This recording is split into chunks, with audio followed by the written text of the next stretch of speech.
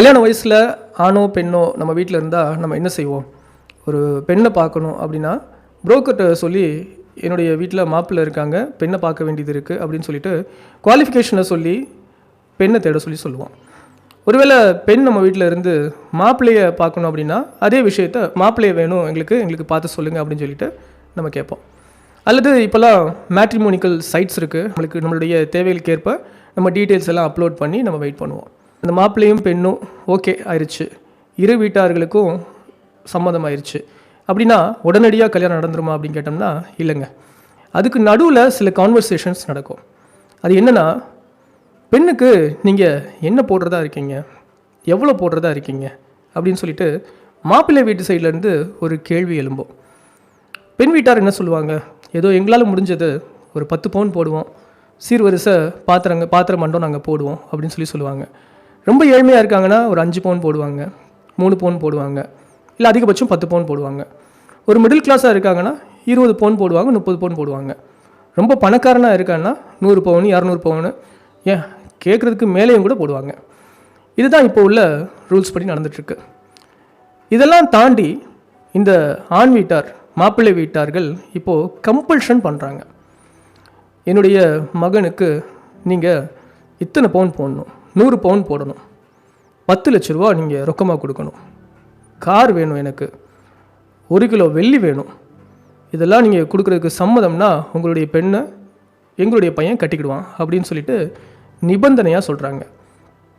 பெண் வீட்டாரும் ஒருவேளை மாப்பிள்ளை வீட்டார் பெரிய இடம்னு நினச்சி, இல்லை மாப்பிள்ளை நல்ல குணம்னு நினச்சி மாப்பிள்ளையை விட மனசு இல்லாமல் அவங்க ஏதாவது கடனை வாங்கியோ இருக்கிறது எல்லாத்தையும் விற்று கூட பெண்ணினுடைய கல்யாணத்துக்காக அவங்க கேட்குறதெல்லாம் செய்கிறதுக்கு முயற்சி பண்ணுறாங்க. ரெத்தினியாவோட மரணம் இந்த வரதட்சணையினால தான் நடந்துச்சு அப்படின்னு நம்ம அனைவருக்கும் தெரியும். இந்த விஷயம் ரெத்தினியாவோட முடிஞ்சிடட்டும் அப்படின்னு நம்ம மனசு நினச்சாலும் இது தொடர்ந்துக்கிட்டே தான் இருக்குது. இப்படி ஒரு நிகழ்வை தான் நம்ம இன்றைக்கி பார்க்க போகிறோம். ஸ்கிப் பண்ணாமல் கடைசி வரைக்கும் வாங்க. ஆவடியை அடுத்த பட்டாபிராம் அப்படின்ற அந்த பகுதியை சேர்ந்த பெண் பேர் அனுராதா. இந்த பெண் ஜிம் மாஸ்டராக இருந்த பிரவீன்குமார் மேலே உயிருக்குயிராக காதலை வச்சுருந்தாங்க. இந்த பிரவீன்குமார் வேப்பம்பட்டியை சேர்ந்தவர். இவருடைய அம்மா யார் அப்படின்னு பார்த்தோம்னா செல்வகுமாரி அண்ணாதுரை. இவங்கள நம்மளுக்கு தெரியாது, பட் நான் விளக்கமாக சொல்கிறேன். டிடிவி தினகரன் கட்சியான அமமுக கட்சியில் இவங்க மகளிர் தலைவியாக இருக்கிறதா சொல்லப்படுது. இந்த செல்வகுமாரி அண்ணாதுரைக்கு இந்த காதல் விவகாரம் சுத்தமாகவே பிடிக்கல. ஏன்னா அவங்க கொஞ்சம் வசதியான வீட்டு பெண்ணை எதிர்பார்த்துருந்துருக்கலாம். பட் மகனான பிரவீன்குமாருடைய கட்டாயத்துக்காக இந்த கல்யாணத்துக்கு சரின்னு சொல்கிறாங்க செல்வகுமாரி அண்ணாதுரை. இந்த காதலுக்கு ஓகே சொல்லிட்டாங்க.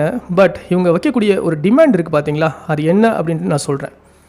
1 கிலோ வெள்ளி பொருட்கள், 100 பவுன் நகை, ஒரு லக்ஸரி கார், இதெல்லாம் இவங்க டிமாண்டாக வைக்கிறாங்க. ஒருவேளை இதெல்லாம் இவங்க வாங்கணும்னு சொல்லிட்டு இவங்க லைஃப் டைம் டார்கெட்டாக வச்சுருந்தாங்களா என்னன்னு தெரியல. அதை இவங்க பெண் வீட்டார்கிட்ட கேட்டு நம்ம சாட்டிஸ்ஃபை ஆகிக்கலாம் அப்படின்னு சொல்லிட்டு கேட்குறாங்க போல். இது எல்லாத்தையும் கொடுத்துட்டீங்க அப்படின்னா உங்களுடைய பெண்ணை என்னுடைய மகன் கட்டிக்கிடுவான் அப்படின்னு சொல்லிட்டு சொல்கிறாங்க.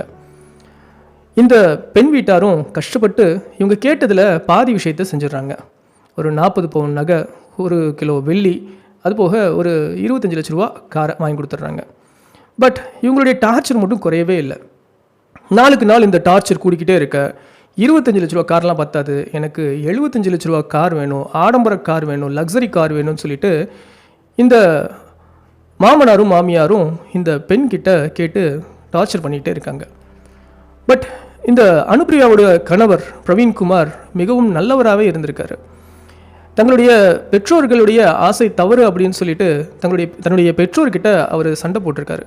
இது தவறு, இப்படி கேட்காதீங்க அப்படின்னு சொல்லிட்டு தன்னுடைய அப்பா அம்மா கிட்ட இவர் சண்டை போட்டிருக்கிறதா இவருடைய மனைவியே சொல்கிறாங்க. அனுராதா இந்த டார்ச்சர் எல்லாம் சகிச்சுக்க முடியாமல் போலீஸ் ஸ்டேஷனுக்கு வந்து இவங்க கம்ப்ளைண்ட் கொடுக்க வந்திருக்காங்க. இந்த செல்வகுமாரி அண்ணாதுரை அவர்கள் அதே போலீஸ் ஸ்டேஷனுக்கு போய் நடந்த விஷயங்களெல்லாம் பேசிட்டு, நீங்கள் அந்த பெண் அனுராதாவை கன்வின்ஸ் பண்ணி அனுப்புங்க அப்படின்னு சொல்லிட்டு போனதாகவும் சொல்கிறாங்க.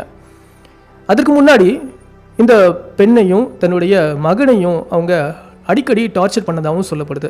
உன்னுடைய மனைவிக்கு ஏற்றுட்டு நீ பேசுகிற, அதனால் என்னுடைய வீட்டில் நீ குடியிருக்கக்கூடாது அப்படின்னு சொல்லிட்டு அவரை தனி கொடுத்தனமாக தன்னுடைய வீட்டு மாடியில் வச்சுருந்ததாகவும் சொல்லப்படுது. ஒரு கட்டத்தில் மேல் வீட்லேயும் கூட நீ இருக்க வேணாம், நீ தனியாக போயிரு அப்படின்னு சொல்லிட்டு அவங்களுடைய அம்மாவும் அப்பாவும் பேசினதாகவும் இந்த மகன் குறிப்பிட்றாரு. மகனும் அப்பாவும் அம்மாவும் சேர்ந்து பெண் வீட்டார்கிட்டையும் அந்த மனைவி கிட்டையும் டார்ச்சர் பண்ணி நீ அதை வாங்கிட்டு வா இதை வாங்கிட்டு வா அப்படின்னு சொல்லிட்டு வரதட்சணை கேட்குறத நம்ம எல்லாரும் பார்த்துருக்கோம். பட் இங்கே நிலைமை வேற. கணவன் மனைவிக்கு சப்போர்ட்டாக இருக்க, கணவனுடைய அம்மாவும் அப்பாவும் மருமகளுக்கும் மருமகள் வீட்டாருக்கும் எதிராக இருந்தது தான் இங்கே ரொம்ப பெரிய ட்விஸ்டாக இருக்குது. அந்த மாதிரி குட்டி குட்டியெல்லாம் தேவையில்லம்மா, அதெல்லாம் எதுக்கு? குட்டி குட்டியெல்லாம் தேவையில்லை. குத்து விளக்கு காமாட்சி அம்மா விளக்கு பெருசாக இருக்கட்டும், ஒரு சொம்பு தட்டு அது மாதிரிட்டு, அது நான் குட்டி குட்டியாக தம்த்து அதெல்லாம் தேவையில்லை.